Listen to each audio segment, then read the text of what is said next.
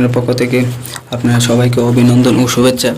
তো আসলে আজকে আপনাদের জন্য নতুন একটা ভিডিও নিয়ে আসলাম।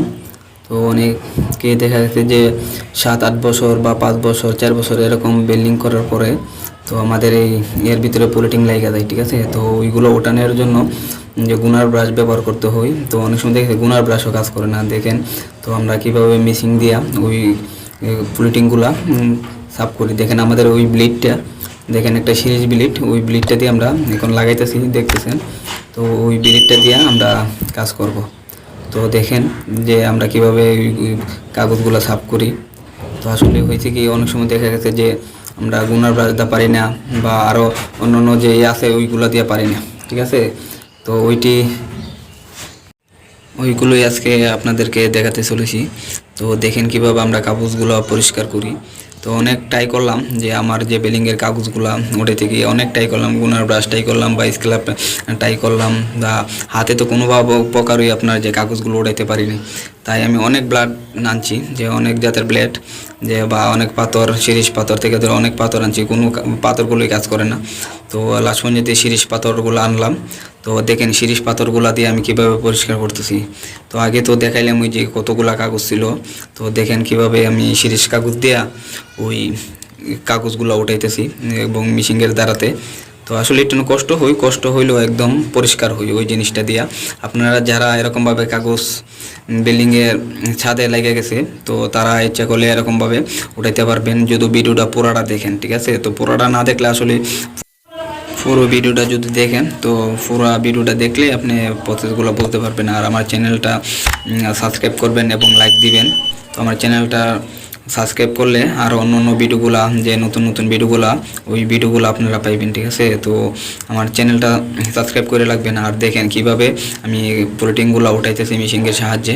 তো যদি না দেখেন, পুরো ভিডিওটা না দেখলে আসলে বুঝতে পারবেন না ওইটা কিভাবে কাজ করা হয়, আরও কিভাবে ওইগুলা কাজ করার পর আরও কী করতে হয়। আসলে অনেক সময় দেখা গেছে প্রচণ্ড দোলা হয়। তো ওই দোলাগুলি আপনার আবার পানি দিয়া, মোটরের পানি দিয়া, তো দোলাগুলো আবার পরিষ্কার করে নিতে হবে। তো দেখেন কিভাবে কাজ করা হইতেছে।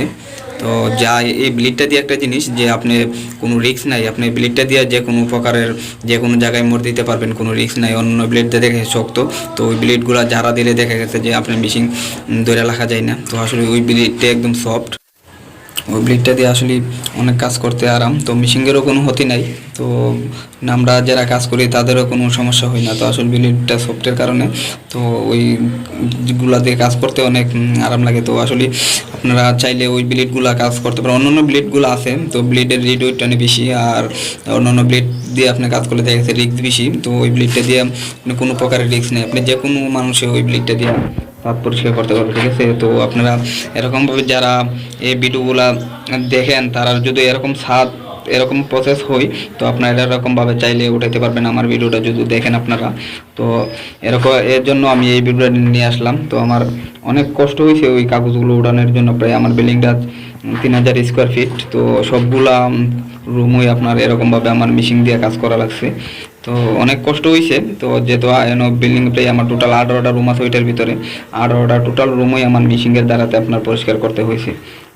অনেক দিন হয়েছে, প্রায় 4-5 বছর হয়ে গেছে সেই কাগজগুলো। তো তাই এই জন্য অনেক হাতভাবে লাগে গেছে ওই কাগজগুলো। দেখা গেছে গুনার বাগদা ট্রাই করলাম, গুনার বাগদা ওঠে না। তো হাত দিয়ে তো ওঠে না, ওই অনেক কাগজ দিয়ে তো আর এরকমভাবে আপনার যে কাজ করা যাবে না। তো চিন্তা করলাম যে মেশিন দিয়ে ট্রাই করে দেখি। তো অনেক ব্লেড দিয়ে ট্রাই করলাম। তো লাস্ট পর্যন্ত ওই ব্লেডটি সিরিজ ব্লেডটা ওই আপনারা এই ব্যবহার করতে পারেন। ওই ব্লেডটা দিয়ে আপনার কাজ করতে আরাম, বা একদম দেখেন ছাদরা কিন্তু একদম পরিষ্কার হয়ে গেছে। তো একদম দেখছেনই তো প্রথম শুরুতে আমার যে ছাদরার অবস্থা কী ছিল কাগজের। তো এখন দেখেন একদম পরিষ্কার হয়ে গেছে আমার যে ছাদটা।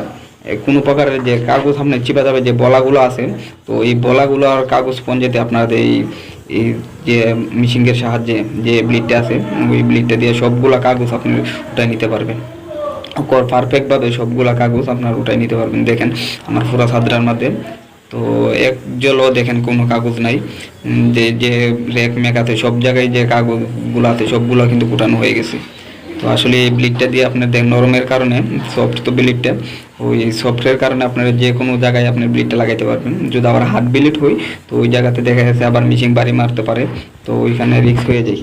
তো আসলে রিক্সের কারণে আমার ওই ব্লেডগুলো আমি অন্য অন্য ব্লেড দিক গিয়ে কাজ করতে পারিনি। তো এই ব্লেডটাও আপনার আসলে যাই হোক, আপনার যে ছাদটা দেখেন একদম পরিষ্কার হয়ে গেছে। তো অনেকটা পরিশ্রম হয়েছে, পরিশ্রম হইলো যে কাগজগুলো একদম উঠানো হয়ে গেছে, একদম দেখেন পরিষ্কার, কোনো জায়গায় কোনো কাগজ নাই।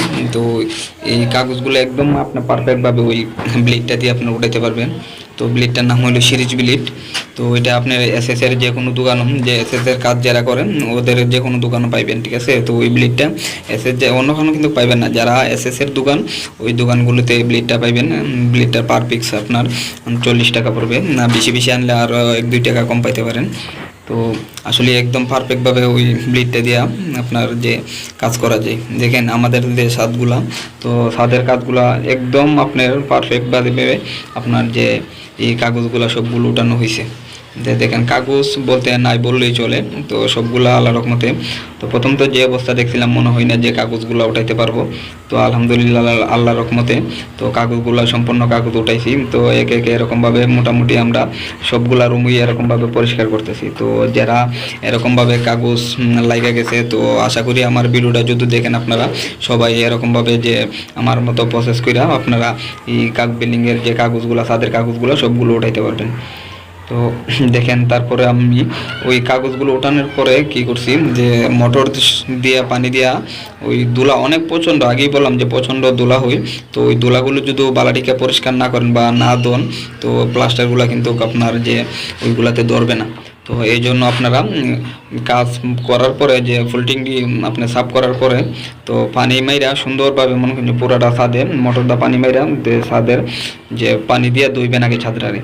তো না ধুইলে আসলে আপনার প্লাস্টারগুলো ধরবে না, যেহেতু এটা ধুলা, অনেক পরিমাণ ধুলা পড়ে গেছে, অনেক বেশি পরিমাণ ধুলা। তো ওই ধুলার কারণে আপনার যে কাগজটা দিয়ে খুলছি তো অনেক প্রচণ্ড পরিমাণ ধুলা। তো ওই ধুলাগুলি যদি না পরিষ্কার করেন একদম কিন্তু আপনার প্লাস্টার ধরবে না। তো পানি কিন্তু আপনি মোটরের সাহায্যে দিলে সবচেয়ে ভালো, যে বেশি অনেক ভালোভাবে ধোয়া হবে। তাই এর জন্য আপনারা সবাই এরকমভাবে ধুয়ে নেবেন। আর আমার চ্যানেলটা সবাই সাবস্ক্রাইব করে রাখবেন। তো নতুন নতুন ভিডিও পাওয়ার জন্য আর বেল বাটনটা অন করে রাখবেন এবং সাবস্ক্রাইব করে রাখবেন, যাতে আর নতুন নতুন ভিডিও করি, নতুন নতুন ভিডিওগুলো যাতে আপনারা আবার পান। তো আলহামদুলিল্লাহ, যাই হোক আমাদের মোটামুটি কাজ শেষ।